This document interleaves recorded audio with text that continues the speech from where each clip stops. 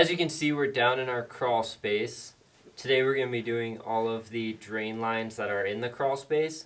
We should be able to get them all done. Just real quick, right now the floor is just dirt in here. Once we get done really working in here and we don't have to be in here much more, that's when we're going to go through and put our crawl space liner in so it's not dirt and it's all sealed off from the moisture. Yeah, I don't really want to do that while we were still be working in here because then it would increase the chances of us actually breaking it. Let's get going, I guess. So what are we doing?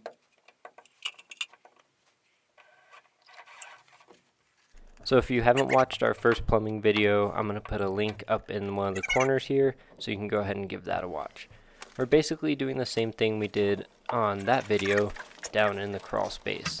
We're putting all of the pipes for our bathroom in right now. So this is coming from the toilet, and we're going to connect the bathtub later on, and then our sink for our bathroom into this one main 3-inch drain. Once we get all the drain lines glued together, we're going to secure them using scrap pieces of wood screwed to the I-joist, and then we're going to plumbing strap the pipe to that wood. That way it doesn't move from the slope it's supposed to be. Can you move this? Just push it up until we get to the right slope. I'll tell you when. Because I can see the slope. You can see the slope too on this side. Push it up. Was that at 1/4 inch? It's still there, right? Yeah. Okay.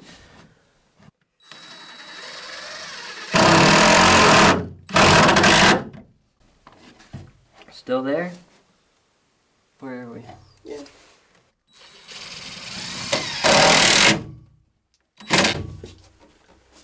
Sweet, so and then that's at the right slope.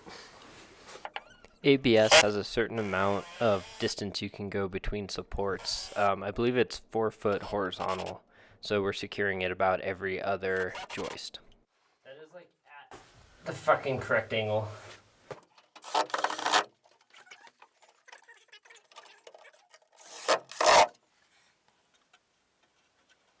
What we're putting in now is going to be the vent for the toilet in the bathtub. It's a 2-inch vent, so I used a little bushing there to get to 2 inches. And then we have to use a couple 45s to get above the stem wall and out of the crawl space inside the exterior wall. Okay, so vent's out 2-inch.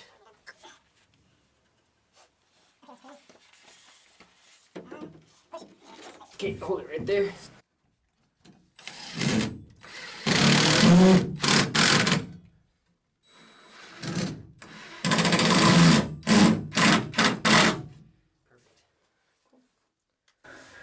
Yep, sloping meter says yep. So our camera ran out of battery, unfortunately, but we finished that drain line all the way down to where it exits the building, and now we are attaching the top of that drain to where it goes into that main 3-inch stack that we had coming from the 2nd floor. It was a tight space to work in, getting it from that vertical to the horizontal, but we ended up making it work. It just took a lot of planning and thinking and dry fitting things together. Make sure this can slide on. Yeah. But you can. Okay, perfect. Okay, cool.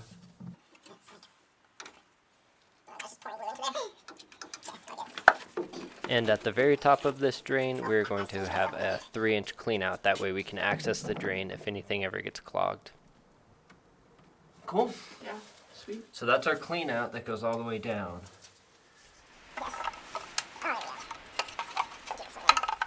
So we're back on the 1st floor, and what we're installing now is going to be our laundry box. So it's going to have the valves for the hot and cold for the washer, as well as where the drain pipe and that hose from the washer will go in and drain into. So we're just putting that in real quick.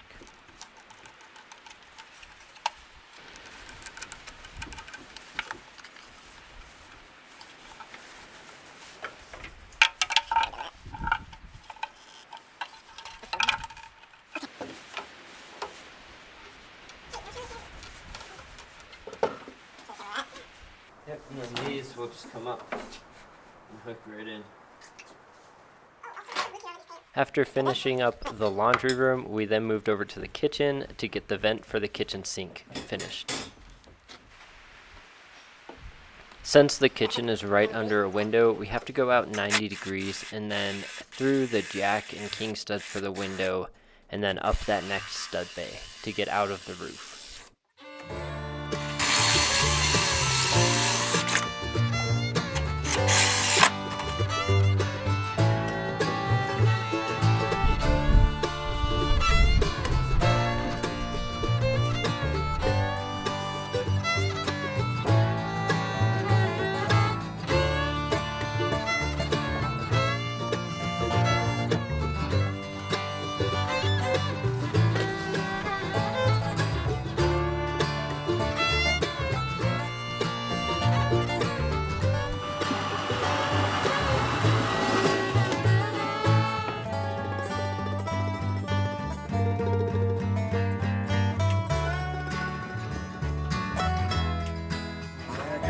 Okay, hit it. Okay, well, keep going. There you go. There you go. Stop, go. Okay.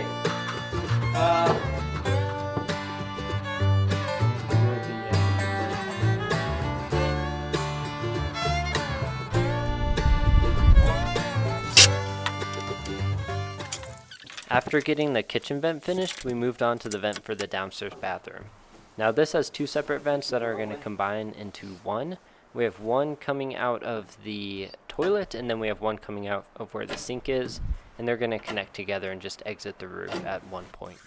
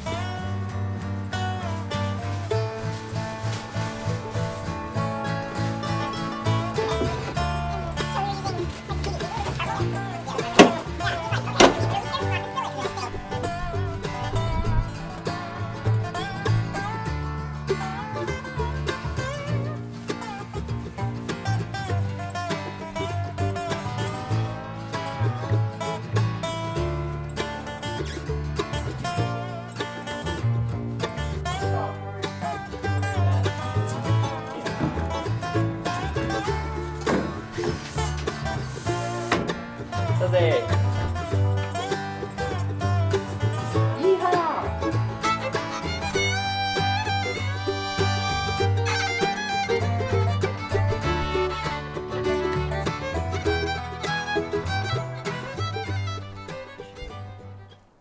So this will go up right here.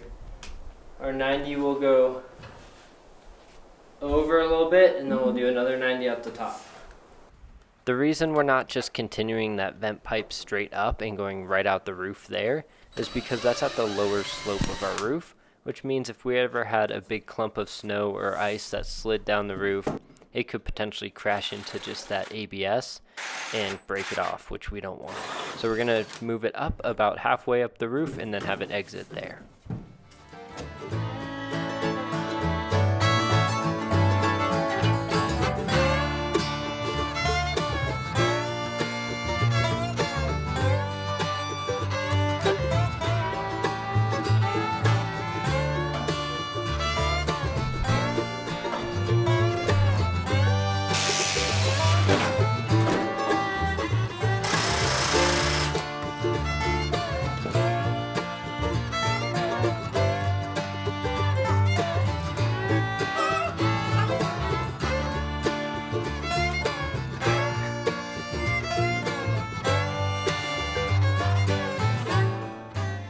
So this pipe right here is what comes out of the upstairs bathroom in that main stack. So this is that vent, and we have to kind of jog it out because if we just went straight up, we'd have to cut through a joist, and we didn't want to do that. So we kind of jogged it over a little bit and came out with a 45, and then we're just going to put a clean out right on top of that.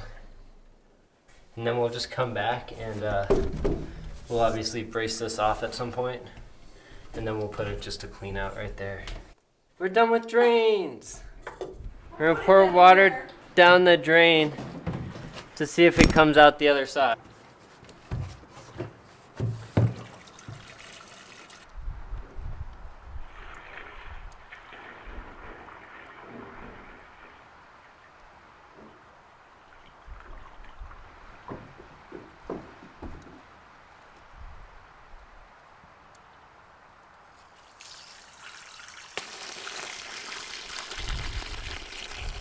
Yay! I'm so excited!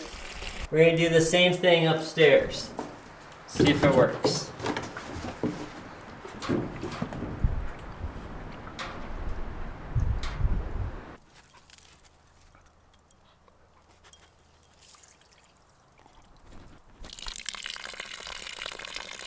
That was from the second floor sink. How fun is that? It works. It works! Well, God, I would hope so. It works! It works! It feels really nice having all the drain lines done. We do have a few more things we have to do with them, like we haven't put the bathtub drain in the crawl space yet, just because we don't know exactly where a bathtub is going to go. We're thinking about doing a standalone bathtub in that bathroom, so we need to get that bathtub first before we commit to where that drain line is going to go. And then stay tuned for the next video where we're going to be doing all of the PEX supply lines for the house. That will be a lot of fun to install and will be something different that I've never done, but after doing the drain lines, I'm pretty confident we can do this right. Also, if you haven't figured out what we're doing yet, I needed to help my buddy move about 3 tons of gravel, and we didn't have a dump trailer available that we could use, so I just improvised with the flatbed trailer we have.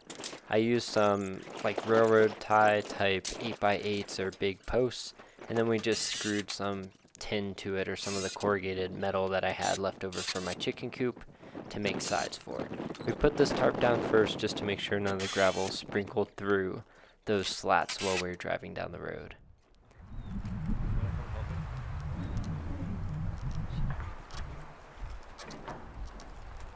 It ended up working out pretty well. We did sprinkle some gravel all over the road through those back corners as we were driving down the highway, but it all worked out. That's our vent. Look, we got a little dingleberry. It's all curvy.